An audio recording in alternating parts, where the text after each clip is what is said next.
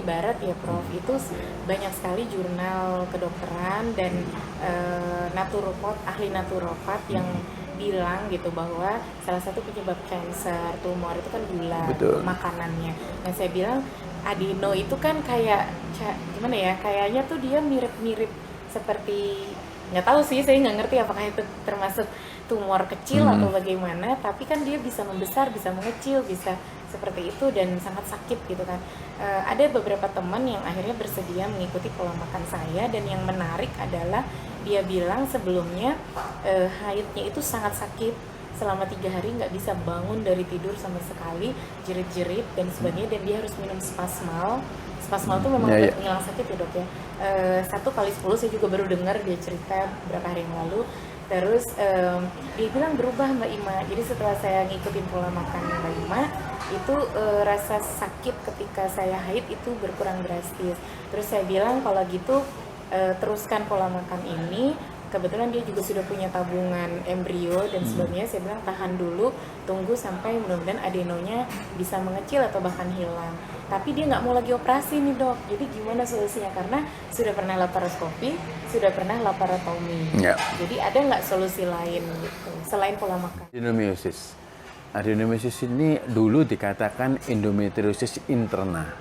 Artinya sama dengan endometriosis, tapi posisinya itu ada di dalam otot-otot rahim, sel-sel rahim.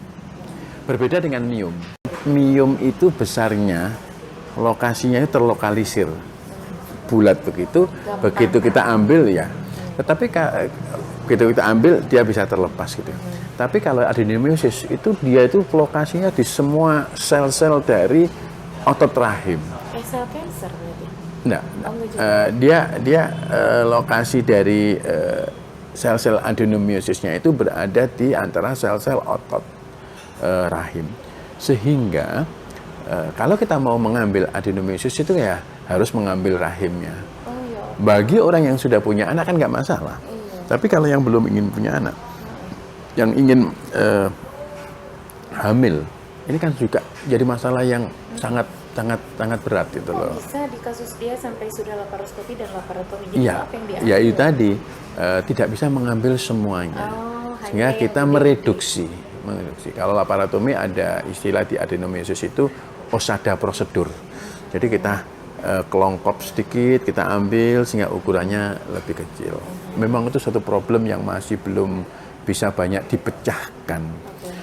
Adenomyosis di dunia ginekologi, di dunia ilmu kandungan. Jadi problem dari adenomyosis itu ada 3. Yang pertama nyeri head. Ya. Kalau yang bersangkutan sudah punya anak, saya aman. Mau saya kasih obat yang untuk menghentikan siklus menstruasi, insya Allah akan hilang karena dia estrogen dependent. Dia akan kambuh keluhan-keluhannya, dia akan membesar kalau seorang wanita masih tetap menghasilkan estrogen. Yang kedua, infertility, gangguan kesuburan. Yang ketiga adalah gangguan menstruasi. 3 hal ini yang menjadi problem utama dari adenomyosis. Saya pernah punya pasien dari jauh, dari ya artinya orang Indonesia tapi tinggal menikah dengan dia malah di Abu Dhabi, di Abu Dhabi gitu, dengan kakak beradik juga begini. Yang adiknya itu Jakarta gitu, ya harus saya lakukan operasi, tapi karena sudah besar sekali begitu. Ya alhamdulillah mengecil, tapi untuk kehamilan saya sendiri masih belum begitu yakin karena sangat besar sekali. Belum. Tapi untuk keluhan nyerinya, masa tumornya itu alhamdulillah sudah membaik. Ya dia kan membesar itu kan artinya tumor. Tumor ya adenomyosis itu kan membesar kan, akhirnya membuat rahim yang besar. Semua besaran semua organ tubuh kita yang membesar yang di luar hal yang normal itu namanya tumor. Oh, berarti saya tadi menebak adeno itu kayak tumor ya dok? Iya tumor, ya adenomyosis tumor. Jadi begitu.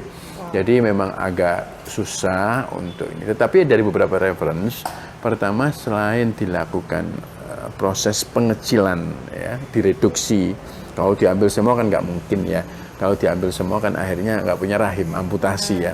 Jadi dikecilkan, tapi nanti dikasih hormon penekan dari reseptor-reseptor estrogennya itu, sehingga dia sudah mulai mengecil, baru diprogram hamil, begitu.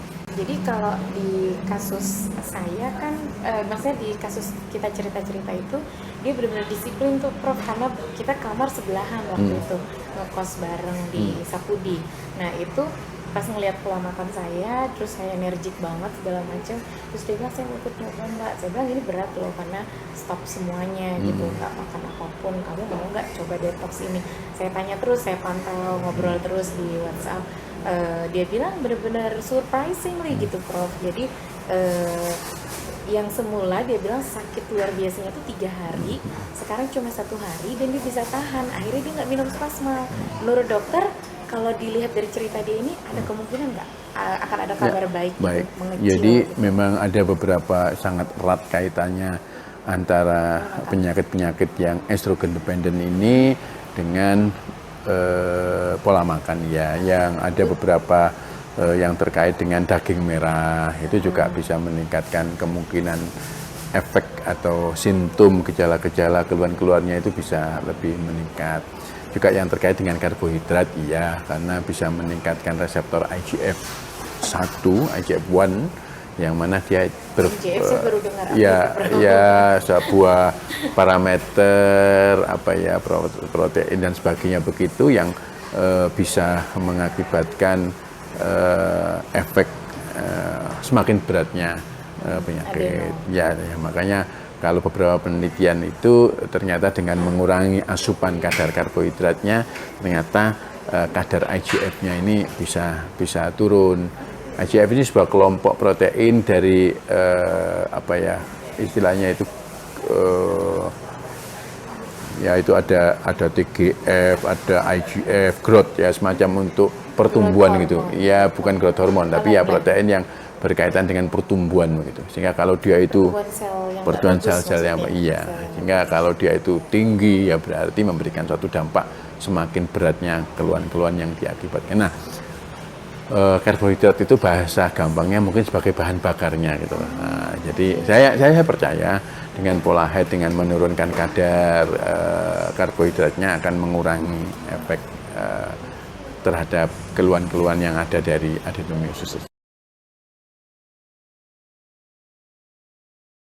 Sebelum kita mulai program in vitro pun kan saya udah cerita sama profesor kalau saya pelaku low carb sudah 4 tahun, terus usia juga sudah 41 tahun, terus teman-teman, kenapa saya langsung loncat program in vitro, bukan mencoba dulu 3 kali siklus, terus inseminasi dan sebagainya. Satu, kalau kita berdua, saya dan suami, pertimbangannya adalah usia ya Prof ya, saya udah 41, jadi kita sangat berkejaran karena kalau lebih lama lagi kita nggak tahu gitu. Terus yang kedua, kita juga udah nabung sekian lama, jadi memang ini udah diniatkan untuk program. Terus yang itu kedua, yang ketiga, saya juga ingin melakukan pembuktian bahwa sebenarnya kalau kita mengatur pola makan sedemikian rupa, terus kita mengambil langkah medis setelahnya, biasanya resultnya, hasilnya akan jauh lebih baik. Nah, mungkin Profesor bisa berkomentar gitu, walaupun mungkin saya pernah baca Prof, ada salah satu penelitian yang dilakukan, saya lupa nama profesornya siapa, tapi itu ada di kalau tidak salah di Amerika. Beliau meneliti sama-sama program in vitro, yang separuh berapa orang ini tidak diberi makan karbo sama sekali dan gula, yang separuh diberi makan seperti biasa, pola makan orang biasa. Ternyata tingkat keberhasilan lebih meningkat, tapi memang baru satu artikel yang saya temukan. Nah, mungkin Profesor bisa menanggapi, karena banyak juga yang komen gitu di kasus saya, karena saya selalu menulis ya di sosial media, jadi banyak yang berkomentar gitu, dan mereka butuh kayak mana sih landasan teori medisnya gitu. Nah, betul. Jadi begini, kalau saya ini ya nggak apa-apa ya, sedikit saya gambarkan tentang apa yang dialami Mbak Ima ya. Jadi yang pertama, dasar yang menghambat proses kehamilan Bu Ima ini salah satunya adalah sindroma ovarium polikistik. Ya, walaupun tidak semuanya, PCOS ini didasari oleh adanya resistensi insulin. Sebuah kondisi di mana sel-sel tubuh itu sudah tidak seberapa sensitif terhadap hormon insulin. Akibatnya apa? Akibatnya tubuh akan melakukan suatu proses kompensasi dengan memproduksi banyak insulin. Ya. Akibatnya insulin yang tinggi dalam tubuh ini yang menghambat perkembangan sel telur. Makanya sel telurnya kecil-kecil, karena dia nggak bisa berkembang, maka dia bisa terlambat hamil. Ini namanya PCOS atau sindroma ovarium polikistik. Sel kecil-kecil tadi disebut dengan PCO aja, tapi kalau sudah ada keluhan-keluhan yang lain namanya PCOS. Nah, memang salah satu supaya sel telur tadi bisa berkembang, hambatannya kan harus dikurangi. Insulinnya harus dikurangi. Supaya insulinnya dikurangi, beban tubuh terhadap gula harus dikurangi. Asupannya harus seminimal mungkin gulanya. Sehingga saya percaya, karena kasusnya Mbak Ima, bahwa harus low karbohidrat, itu saya sangat sepakat sekali. Tetapi ada hal yang perlu diingat pada pasien-pasien PCOS, karena dia ovulasinya jarang, maka cenderung dia itu cadangan sel telurnya itu masih cukup banyak dibandingkan dengan usia yang sama begitu. Sehingga pada cadangan sel telur ini diukur dengan AMH, AMH anti Mullerian hormone. Nah, itu yang pada kondisi Bu Ima ini masih cukup tinggi, sehingga pada waktu itu bisa menghasilkan banyak oosit dan menghasilkan banyak embrio. Nah,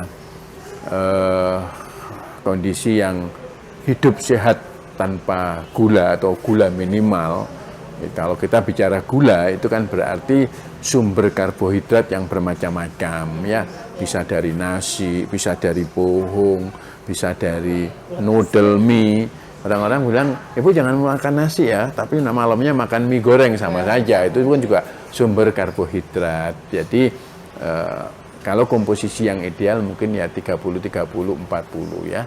Itu 30-nya adalah karbohidrat, mungkin 30 lemak, kemudian 40-nya protein. Itu kondisi yang ideal. Tapi masyarakat Indonesia sedikit berbeda, kebalik, 60%-nya karbohidrat, kan 90%. 20, bahkan mungkin 90%. 20% adalah protein, 20% lemak. Akibatnya angka diabetes di Indonesia ini sangat tinggi. Pola dominan karbohidrat ini mungkin sudah harus kita coba. Dengan dokter Terawan ya, jadi harus ya mungkin cara ya selain sebenarnya mengurangi asupan karbohidratnya, exercise kita itu juga harus kita tingkatkan olahraga kita untuk membakar kalori tersebut, sehingga beban dari tubuh untuk melakukan satu metabolisme terhadap gula tersebut berkurang. Kita memang lihat budayanya orang Indonesia ini sedikit agak beda dengan di luar negeri. Kalau kita sore-sore ngeteh begini, kalau di luar ya teh biasa tanpa gula. Tapi kalau kita mesti harus ada gulanya. Kopi pun tanpa gula, ya tanpa gula. Tapi masyarakat kita kalau minum kopi tanpa gula nggak bisa diminum itu. Ya itu mungkin kultur yang ada di masyarakat. Saya percaya bahwa pada kasus yang berkaitan dengan PCOS itu juga berkaitan dengan low karbohidrat. Tetapi bagaimana kalau seluruh bayi tabung secara keseluruhan? Nah, ini yang saya masih tidak.